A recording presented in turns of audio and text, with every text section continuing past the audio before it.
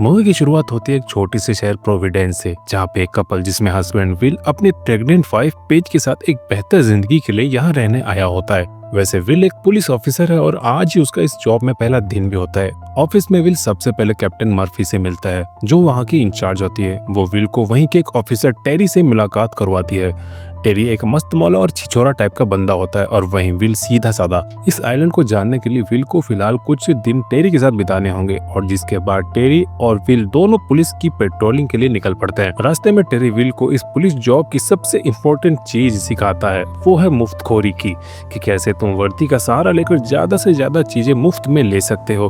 और वहीं एक बेकरी की दुकान पर जब विल अपना पूरा नाम विल शैली बताता है तो वो दुकानदार विल से पूछ पड़ता है कि क्या तुमने ही वो बैंक वाला घोटाला किया था, क्योंकि मैंने इसी नाम वाले बंदे की खबर एक अखबार में पढ़ी थी। ये बात टेरी को अजीब लगती है। हालांकि विल इस बात से साफ मना कर देता है, पर जब टेरी इस बात पर ज्यादा जोर देता है तब किसी तरह विल बता देता है कि वो चोरी मैंने नहीं, मेरे पिता ने करी थी। वो एक बैंक मैनेजर थे और उन्हें उस बैंक के एक लूप होल के बारे में पता चल गया था और वो उसी के जरिए उसमें से थोड़ा थोड़ा पैसा निकाला करते थे। पर वो एक दिन पकड़े गए और फिर उन्हें 15 सालों की जेल हो गई और जिसके बाद उन पैसों की कीमत मैंने और मेरे परिवार ने चुकाई। इस दुख भरी कहानी के बाद टेरी अपनी कार को एक घर के सामने रोकता है। दरअसल इस घर में टेरी की आइटम रहती है और वो उसके साथ अपनी पैंट की खुजली मिटाने यहाँ आया होता है। पर टेरी उस घर में जाने से पहले विल को ये बोल के जाता है कि अगर कोई चाइनीज बुढ़ा मेरे निकलने से पहले यहाँ आ जाए तो मुझे कार का हॉर्न बजा के सचेत कर देना और मैं समझ जाऊंगा। विल को ये सब बहुत अजीब लग रहा होता है। कार में बैठे बैठे विल की आंख लग जाती है और अचानक से हेड ऑफिस से कॉल आता है 11:15 की क्राइम की खबर का। विल टेरी को कई बार आवाज लगाता है पर वो अपनी आइटम के साथ लगा होता है और फिर हार कर विल खुद ही उस क्राइम सीन पर जाने के लिए डिसाइड करता है। और विल वहाँ से जैसे ही जाने लगता है टेरी की आइटम का वो हस्बैंड वहाँ आ जाता है, जो विल को ही पकड़ने लगता है। पर विल वहाँ से किसी तरह जान बचाकर भाग आता है इस चोरी के क्राइम सीन पर। लेकिन उस घर में तो शांति होती है और तभी अचानक एक औरत अपने कानों में हेडफोन लगा एकदम से विल के सामने आती है। विल घबराहट में उस पर गोली चला देता है। गनीमत होती है कि गोली बगल से निकल जाती है। वो औरत इस आइलैंड के सबसे अमीर आदमी की वाइफ होती है, मिसेस चैटलो। वो औरत समझती है कि विल उसे मारने आया है, सो वो अपने बचाव में विल पे ही अटैक कर देती है और यहाँ तक कि उसकी पीठ पर चढ़ विल की गर्दन ही दबाने लगती है। और फिर एक जोरदार धमाके के साथ विल और मिसेस चैटलो वहीं पर रखे फर्नीचर पे गिर जाते हैं। मिसेस चैटलो की तरफ से जब कोई आवाज नहीं आ रही होती है तब विल उसे चेक करता है तो देखता है मिसेस चैटलो की गर्दन में एक लकड़ी का टुकड़ा। विल से अपनी ड्यूटी के पहले दिन एक इनोसेंट औरत का मर्डर हो जाता है। अब तक टेरी भी किसी से लिफ्ट लेकर यहाँ पहुंच जाता है और जब विल टेरी को बताता है कि उससे अनजाने में इस औरत का मर्डर हो गया है तो टेरी इसके लिए विल पे खूब चिल्लाता है और चिल्लाने के बाद टेरी को ना चाहते हुए भी विल के खिलाफ रिपोर्ट करनी होगी। पर टेरी जैसे इस मर्डर की जानकारी हेड ऑफिस देने ही वाला होता है कि तभी टेरी को याद आता है कि वो ऐसा नहीं कर सकता, क्योंकि जब जांच होगी तो पता चल जाएगा कि उस वक्त वो किसी लड़की के साथ गेम बजा रहा था विल के साथ। अब तो टेरी भी बुरी तरह फंस चुका था और इसी फ्रस्ट्रेशन में टेरी वहीं पे रखे एक बास्केट पे जोर से लात मारता है और उसमें रखे नोटों के बंडल जमीन पे नीचे गिर जाते हैं।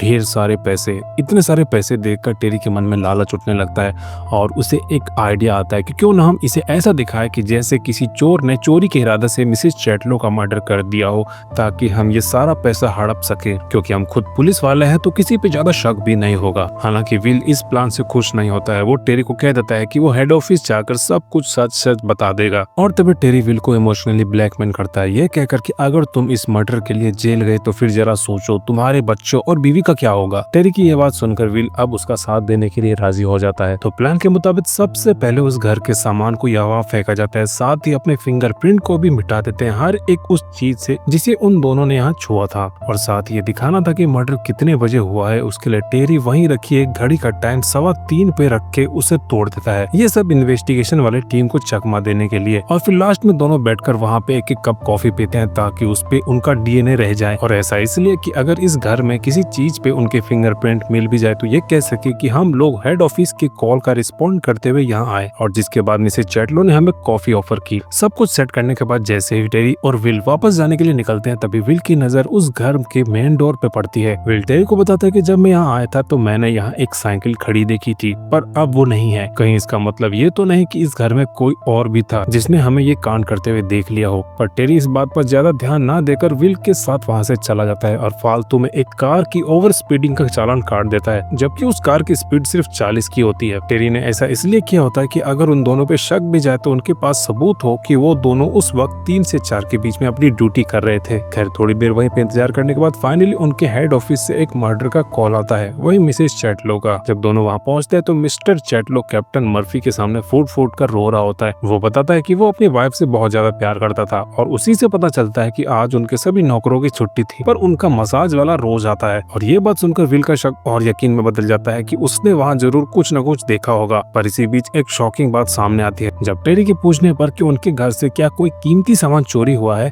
तो मिसेस चैटलो साफ मना कर देते हैं। अब यहाँ पे ये सवाल आता है कि आखिर इतने सारे पैसे उस घर में आए कहाँ से। खैर विल और टेरी ऐसा कुछ कैप्टन मर्फी से कहते हैं कि जिससे कप्तान मर्फी को कहीं न कहीं शक मिसेस चैटलो पे होने लगता है। दोनों का काम बन जाता है और बस कुछ और सबूत इकट्ठे करने थे, जिसके बाद रात को टेरी और विल एक सुनसान एरिया में रखे कंटेनर में उस पैसे के बंडल को उसमें रखकर चले आते हैं, इस शर्त के साथ कि इस पैसे के बारे में किसी से कोई बात नहीं करेगा। पर घर आते ही विल इस बात पे कायम नहीं रह पाता और सबसे बड़ी गलती कर बैठता है, अपनी वाइफ को उस मर्डर के और पैसे के बारे में बताकर। पर यहाँ एक ट्विस्ट होता है। विल इस कहानी को मॉडिफाई वर्जन में अपनी वाइफ को बताता है कि वो मर्डर टेरी ने किया है। विल के वाइफ को टेरी पे शक होने लगता है कि कहीं वो उन पैसों के लालच में विल को कुछ कर ना दे, सो इसलिए उसे परखने के लिए नेक्स्ट डे डिनर पे बुलाती है। और जिसके बाद एक फ्लैशबैक का सीन दिखाया था जिसमें एक आदमी मस्त अपने कानों में ईयरफोन लगा के वर्कआउट कर रहा होता है और तभी उसे कुछ आवाजें आती है और जब वो उस आवाज को फॉलो करता हुआ जाता है तो उसे 2 पुलिस वाले दिखाई देते हैं पैसे गिनते हुए और उसी के बाजू में एक औरत की डेड बॉडी पड़ी होती है। दरअसल ये वही साइकिल वाला मिसेस चैटलो का मसाज मैन होता है, यानी विल सही था। खैर ये सीन देखने के बाद वो मसाज मैन चुपके से उस घर की खिड़की से कूद अपनी साइकिल से भाग जाता है। अब वापस करंट टाइम पे आते हैं जहाँ विल और टेरी उस मसाज मैन का पता पूछते हुए उसके घर तक पहुँच जाते हैं। उस मसाज मैन के घर में उसके अलावा उसकी माँ भी रहती है। विल और टेरी उससे सवाल पूछना चालू करते हैं। उसकी बातों से पता चलता है कि मिस्टर चैटलो अपनी वाइफ से ज्यादा प्यार नहीं करते और उनके हिस्सा का प्यार उस मसाज मैन को करना पड़ता था। खैर उसके अलावा वो मसाज मैन बड़ी ही चालाकी से जवाब देता हुआ विल और टेरी को कन्विंस कर देता है, ये बोल के कि उस दिन वो मैडम को मसाज देकर जल्दी वहाँ से चला गया था, पर एक जगह जाके फंस जाता है, ये बोल के कि काम खत्म होने के बाद उसे उसकी माँ कार से लेने गई थी। जबकि यहाँ आते विल ने उसकी वो साइकिल देख ली थी। टेरी को भरोसा होता है कि इस डरपोक में हमारे खिलाफ बोलने की हिम्मत नहीं है। और अब मूवी में मिस्टर चैटलो का नजरिया दिखाया जाता है। मिसेस चैटलो के मर्डर वाले दिन जब मिस्टर चैटलो काम के बाद जब घर आता है तो उसे मरा हुआ देखकर जरा भी दुख नहीं होता है और तो और वो अगले दिन अपने काम पे भी चला जाता है। और यहीं से पता चलता है कि उसका उसकी सेक्रेटरी डेब्रो के साथ चक्कर चल रहा होता है। और उसी सिलसिले में एक बात और पता चलती है कि मिस्टर चैटलो ने किसी कोलंबियन नाम के एक आदमी को सुपारी दे रखी थी अपनी वाइफ को मारने के लिए। और यहाँ मिस्टर चैटलो को लग रहा होता है कि उसी ने उसकी पत्नी को मारा है। अपनी वाइफ से छुटकारा पाकर मिस्टर चैटलो खुश हो रहा होता है कि उसके पास कोलंबियन का फोन आता है और उसे अकेले में मिलने बुलाता है। और वहां पहुंचकर कोलंबियन मिस्टर चैटलो को बताता है कि उसने उसकी वाइफ को नहीं मारा है। जब वो उसे मारने गया तब तक वो मर चुकी थी और तुम्हारे बताए वहां उस बास्केट में पैसा भी नहीं था, तो मुझे फर्क नहीं पड़ता उसे किसने मारा, मुझे मेरा पैसा चाहिए। जितनी डील हुई थी वो भी 48 घंटों में। मिस्टर चैटलो के सामने एक समस्या थी कि उसने अपने बिजनेस एक्सपेंड के लिए मार्केट से काफी बड़ा अमाउंट उठा रखा था और उसमें से कोलंबियन को देने के लिए किसी तरह वो पैसे अरेंज किए थे, लेकिन अब उसके पास बिल्कुल भी पैसे नहीं बचे हैं। मिस्टर चैटलो को यह भी पता होता है कि अगर उसने कोलंबियन को पैसे नहीं दिए तो वो उसे जिंदा नहीं छोड़ेगा। चैटलो बुरी तरह फंस चुका था। अगले दिन टेरी डिनर के लिए विल के घर पहुंच जाता है, जहां पे सब लोग साथ में डिनर करते हैं और फिर बातों का सिलसिला चालू होता है। विल की वाइफ पेज बातों ही बातों में ये परखने की कोशिश करती है कि आखिर टेरी पे क्या भरोसा किया जा सकता है। और फिर जब पेज टेरी से बार बार पैसों से जुड़ा सवाल करने लगते हैं तो टेरी समझ जाता है कि उसे यहाँ क्यों बुलाया गया है। और जिसके बाद उसे उस विल पे बहुत ज्यादा गुस्सा आने लगता है क्योंकि उसने उसका विश्वास तोड़ा था। टेरी जाने के टाइम झूठा दिखावा करने लगता है कि यहाँ आकर उसे बहुत अच्छा लगा, पर वो विल और उसकी वाइफ को सबक भी सिखाना चाहता था और इसीलिए वो उसके कुत्ते को जानबूझकर अपनी गाड़ी से कुचल देता है और बाद में सॉरी मांगने लगता है, ये बोलकर कि मुझसे अनजाने में ये सब हो गया। पेज उस पालतू कुत्ते को अपने बच्चे की तरह मानती थी, इसीलिए उसे सबसे ज्यादा दुख हो रहा होता है। इधर पालतू कुत्ते के मरने के बाद पेज का शक और यकीन में बदल जाता है और जिसके बाद पेज अपने पति से उस लॉकर का कोड मांग लेती है, ये सोचकर कि अगर टेरी ने विल को कुछ किया तो वो पैसे उसके बच्चों के काम आएंगे। अगले दिन टेरी एक बार फिर विल से कल रात के लिए माफी मांगता है। विल उसे माफ कर देता है और फिर मिसेस चैटलो की इन्वेस्टिगेशन में एक खबर सामने आती है कि मिसेस चैटलो की इंश्योरेंस वाली पॉलिसी के हिसाब से उसके मरने के बाद काफी सारा पैसा मिलेगा, वो भी उसके हस्बैंड को यानी मिस्टर चैटलो को। और ये भी पता चल जाता है कि उसका उसके सेक्रेटरी के साथ अफेयर चालू है। बस फिर के इतने सबूत काफी थे कैप्टन मर्फी को यकीन दिलाने के लिए कि मिस्टर चैटलो ने ही अपनी सेक्रेटरी और पैसों के चक्कर में अपनी पत्नी का मर्डर किया है।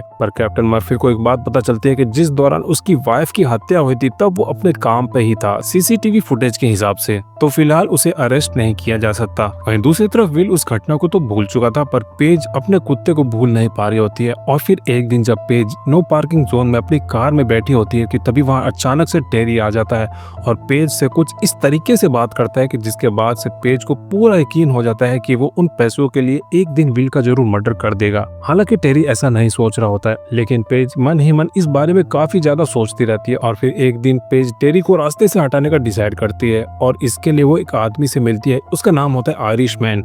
ये वही काम करता है जो कोलंबियन करता है, बस थोड़े कम दामों में। तो डील फाइनल हो जाती है कि टेरी कल सुबह का सूरज नहीं देख पाएगा। और यहीं से 3 स्टोरी एक साथ चलती है जिसमें मिस्टर चैटलो को पैसों की जरूरत होती है, नहीं तो कोलंबियन उसे मार देगा। दूसरा विल जिसे उस मसाज मैन की चिंता होती है और तीसरा पेज का डर टेरी को लेकर। तो मिस्टर चैटलो को याद आता है कि उसकी वाइफ की मौत वाले दिन मसाज मैन वहां मौजूद था, तो हो सकता है वो पैसे उसी ने चुराए हो। ये सोचकर वो अपनी सेक्रेटरी के साथ उसके घर के लिए निकलता है। इधर सोते सोते विल को अचानक से याद आता है कि उसने उस मसाज मैन को एक शॉपिंग मॉल से ताला काटने का हथियार खरीदते हुए देखा था, तो कहीं ऐसा तो नहीं कि उसे पैसे के ठिकाने के बारे में पता चल गया हो। और तीसरी स्टोरी में टेरी जैसे ही अपने घर में घुसता है वो आयरिश मैन उस पर जानलेवा अटैक कर देता है और वो किलर टेरी को मारने ही वाला होता है कि तभी टेरी की लवर वहां आ जाती है और वहीं पे रखी तीव्र धनुष से आयरिश मैन को ही मार देती है। टेरी की जान किसी तरह बच जाती है। इधर विल को उस मसाज मैन की चिंता खाई जा रही होती है, सो वो उसे देखने उसके घर चला जाता है और विल दूर अपनी कार में बैठे देखता है कि वो और उसकी माँ वहाँ से निकलने की प्लानिंग में थे। और तभी वहाँ अचानक मिस्टर चैटलो अपनी सेक्रेटरी के साथ वहाँ आ जाता है और आते ही वो मसाज मैन से अपने पैसे मांगने लगता है। उन दोनों में जब थोड़ी बहुत कहासुनी हो जाती है तभी अंदर से उस मसाज मैन की माँ आके मिस्टर चैटलो की खोपड़ी शॉटगन से उड़ा देती है और ये देख मिस्टर चैटलो के सेक्रेटरी मसाज मैन और उसकी माँ को उड़ा देती है और वहीं मिस्टर चैटलो की चिता के सामने बैठकर रोने लगती है। ये सब विल बड़े मजे से देख रहा होता है और फिर वो वहाँ से चलाता है कि तभी हम कोलंबियन को भी देखते हैं, यानी वो भी उस पैसों के पीछे पड़ा होता है। खैर जब विल अपने घर जाता है तो गुस्से में टेरी उसी की सीढ़ी पे बैठा होता है और जबरदस्ती उसे उस पैसे वाले ठिकाने पे ले जाता है ये चेक करने के लिए क्या उसने पैसे निकाले हैं। और वहां जाकर विल जब उस कंटेनर का दरवाजा खोलता है तो पैसे तो वहां से गायब होते हैं, क्योंकि वो पैसे तो पहले पेज ने वहां से निकाल लिए होते हैं उस किलर को देने के लिए। तो जब टेरी वो पैसे वहां नहीं देखता है तो उसकी खोपड़ी और खसक जाती है और जिसके बाद विल को अपनी वाइफ से पैसे के बारे में पूछने को कहता है। और जब टेरी जैसे ही फोन के स्पीकर पर पेज को बोलते हुए सुनता है कि हाँ वो पैसे मैंने निकाले हैं, क्योंकि जो आदमी मिसेस चैटलो को मार सकता है उसके लिए किसी को मारना आम बात है। टेरी समझ जाता है कि विल ने उससे झूठ बोला है और जिसके बाद टेरी अपने गुस्से को कंट्रोल नहीं कर पाता और उसी गुस्से में विल की खोपड़ी उड़ा देता है। स्पीकर पे गोली की आवाज से पेज समझ जाती है कि टेरी ने विल को मार दिया है और अब वो उस पैसों के लिए उसके पास आएगा। तो जल्दी से पेज अपनी कार में बैठ दूसरे शहर के लिए निकल पड़ती है। विल की मौत की खबर पुलिस डिपार्टमेंट तक भी पहुंच जाती है। इन सब के बाद जब कैप्टन मर्फी पेज से कांटेक्ट करती है तो पेज कैप्टन को टेरी के बारे में बता देती है कि उसी ने मिसेस चैटलो को मारा था और ये बात जैसे ही विल को पता लग गई उसने विल को भी मार दिया। जिसके बाद कैप्टन मर्फी पूरे डिपार्टमेंट के साथ टेरी की तलाश के लिए निकल जाते हैं।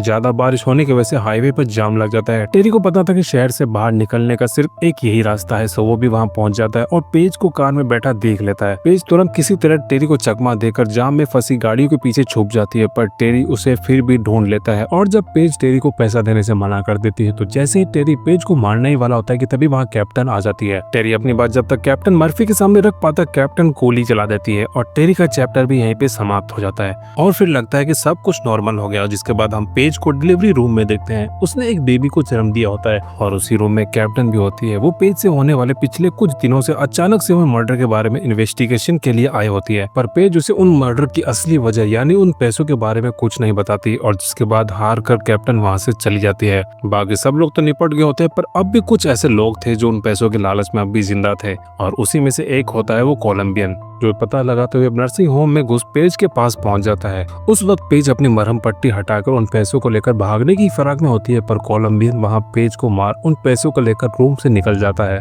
और फिर जैसे कोलंबियन उन पैसों को लेकर लिफ्ट में घुसने लगता है कि तभी मिसेस चैटलो की सेक्रेटरी वहां आ जाती है। और फिर वो पैसा मूवी के अंत में किसी का नहीं होता है, क्योंकि सेक्रेटरी और कोलंबियन आपस में लड़कर मर जाते हैं। और लिफ्ट में रखे पैसों के साथ साथ कोलंबियन और सेक्रेटरी की डेड बॉडी देख कैप्टन मर्फी सारा खेल समझ जाती है। और फिर मूवी के लास्ट सीन में हम कैप्टन मर्फी को देखते हैं पेज के बच्चे के साथ। पेज के मरने के बाद कैप्टन ने उसे अडॉप्ट कर लिया होता है और फिर इस लालची मूवी का यही दी एंड हो जाता है। तो व्यूअर्स, उम्मीद करता हूँ ये मूवी आपको पसंद आई हो।